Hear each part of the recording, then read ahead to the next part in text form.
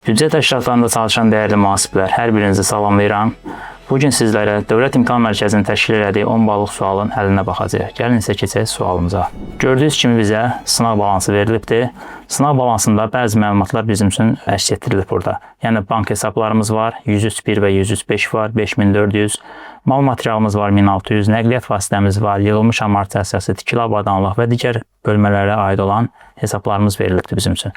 Bizdən tələb olunur ki, maliyyə fəaliyyətinin nəticələri haqqında hesabatı, yəni mənfəət zərər hesabatını hazırlamaq lazımdır. Mənfəət zərər hesabatımız isə nədən ibarətdir? Gördüyünüz kimi mənfəət zərər hesabatı gəlirlərdən və xərclərimizdən ibarətdir. Hesabatımızın həllinə başladığımız zaman, yəni şərt deyil ki, imtahanda biz mütləq şəkildə birinci olaraq gəlirləri qeyd eləməliyik, sonra xərcləri qeyd eləməliyik.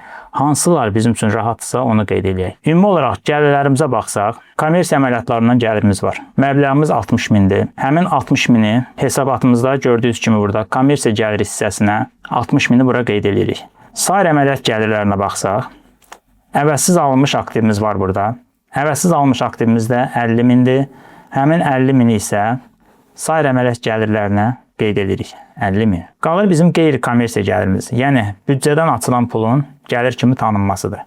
Büdcədən açılan pulun gəlir kimi tanınmasında bizim düsturumuz vardı. Həmin bu düstur nədən ibarət? Yəni, 344 açılan maliyyələşməni demişdik ki, sərf olunan hissəsidir. Sadəcə burada qabaqcadan ödənişlər çıxılacaqdır. 621 bərabərdir. 344-dən çıxırıq 103.1-i, çıxırıq 142-ni, yəni gələcək dövrün xərcləri, çıxırıq 143-ü verilmiş avans və 144-ümüzü.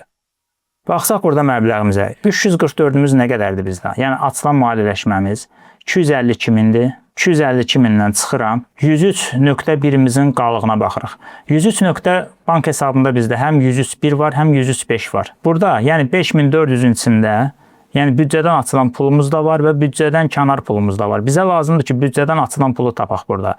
Bunu necə tapa bilirik? Baxırıq ki, büdcədən kənar bizə nə qədər pul gəlibdir? Kommersiya gəlirimiz 60 min var və bu 60 mindən biz nə qədər xərcləmişik? İşçi heyəti xərclərimiz var 55 min və sair xərclərimiz var xüsusi vəsaitdən 4500, yəni 59500 xərcləmişik. 60 mindən 59500-ü çıxanda burada artıq 500 manat qalır.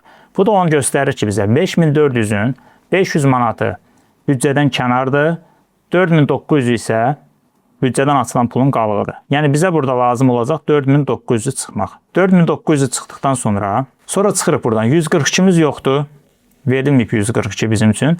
143-ümüz var və 144-ümüz var. Yəni 3000 manat və 4500 manatımız var.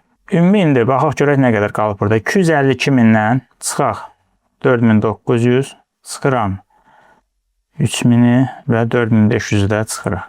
239.600. Büdcədən açılan pulun gəlir kimi tanınması 239.600 manat təşkil etdi. Cəmi gəlirlərimizə baxsaq, 239.600, üstünə gəlirəm 60.000-i, üstünə də gələcək 50.000-i. 349.600. Keçirik xərclərimizə. Xərclərimizdə isə bizdə nələr var? Sərf edilən materiallarımız var, əmək haqqımız var, amortisasiyamız var. Və qalan nə varsa, bunlardan əlavə hamısı sair xərclərin içərisinə keçəcək. İşçi heyətinə baxırıq burada. İşçi heyətimiz 145.001 varımızdır və xüsusi vəsaitdən də işçi heyətinə vermişik 55.000.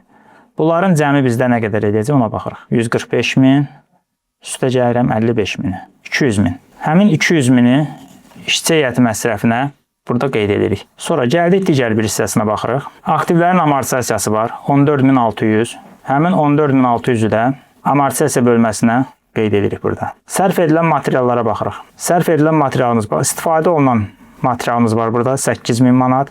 Həmin bu 8.000-i də burada qeyd edirik. Gəldik digər xərclərimizə baxırıq.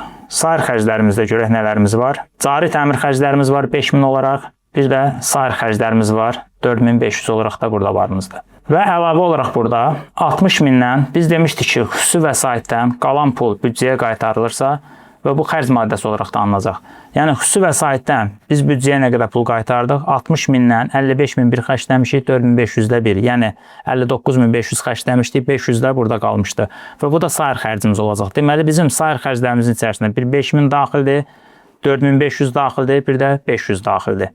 Bunların da cəmi 5000, üstə gəldik 4500 və 500. 10.000 də sayır xərclərimizə yazacağıq. Ümumi olaraq cəmi xərclərimizə baxsaq, cəmi xərclərimizin dəyəri nə qədərdir? Yəni 10.000-in üzərinə gəlirik 14.600-ümüzü, üstünə gələcəm 200.000-i, üstünə də gəlirik 8.000-i. 232.600.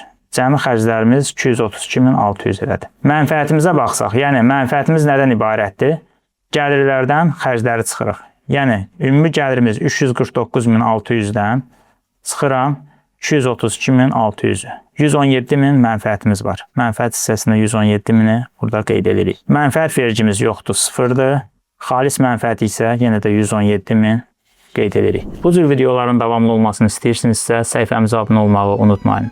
Və əlavə suallarınız da varsa şərh bölməsində mütləq şəkildə qeyd edin ki, onun izahını verək, sizlər üçün də faydası olsun.